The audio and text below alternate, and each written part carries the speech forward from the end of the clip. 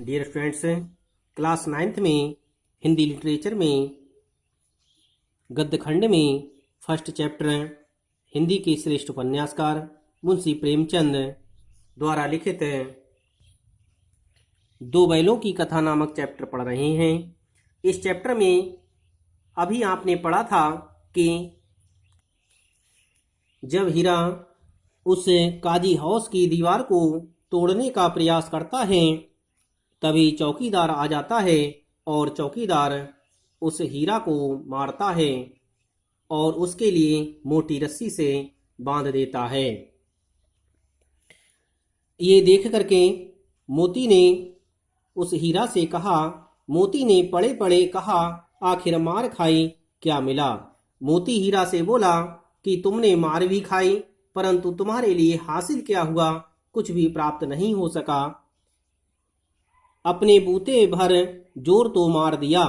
यही सुनकर के हीरा मोती से बोला कि जो मैंने अपने बल भर जोर तो मारा था परंतु उसमें मुझे कामयाबी प्राप्त नहीं हुई तो क्या हुआ, परंतु मैंने अपने मन से जो करना था उसे तो किया।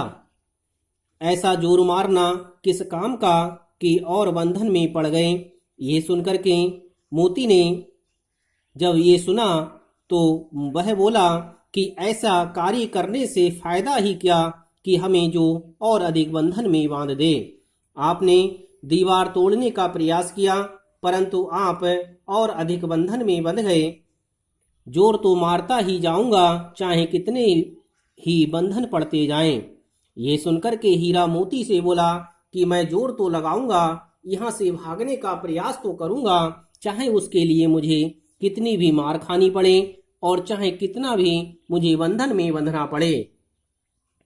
यह सुनकर के मोती बोला, जान से हाथ धोना पड़ेगा। यदि आप ज्यादा कुछ प्रयास करोगे तो आपको जान से हाथ धोना पड़ेगा। यह रखवाला तुम्हारे लिए मार भी देगा।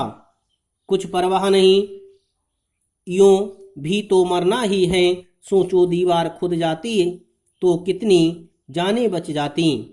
इतने भाई यहाँ बंद हैं, किसी की देह में जान नहीं है। 2-4 दिन और यही हाल रहा तो सब मर जाएंगे। जब मोती ने हीरा से कहा कि कोई फायदा नहीं निकलेगा और तुम्हें जान से मरना भी पड़ सकता है, यह सुनकर के हीरा मोती से बोला कि कोई परवाह नहीं, यदि मैं मर भी जाऊं तो भी कोई परवाह नहीं, क्योंकि विचार कीजिए कि यदि यह दीवार टूट जाती तो हम कितनी जानों को बचा सकते थे।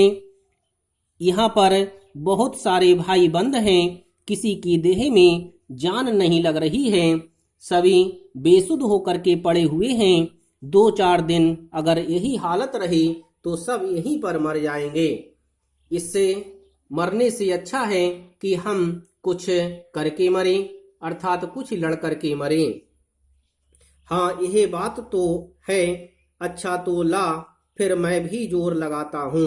यह सुनकर के मोती बोला कि हाँ, यह ठीक है कि हमें यदि मरना ही है तो लड़कर के मरें।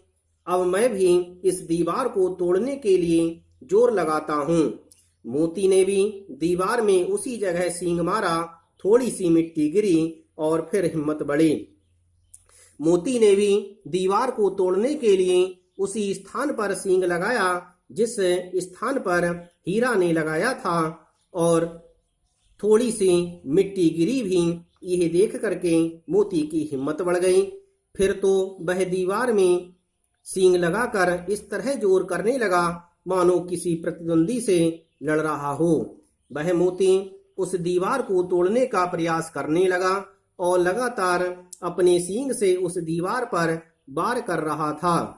आखिर कोई 2 घंटे की जोर आजमाई के बाद दीवार ऊपर से लगभग 1 हाथ गिर गई। कुछ समय के बाद वह दीवार गिरने लगी।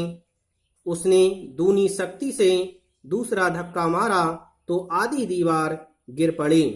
इस तरह से मोती के द्वारा जोर लगाने से वह दीवार धीरे धीरे टूटना प्रारंभ हो गई और आधी दीवार गिर गई।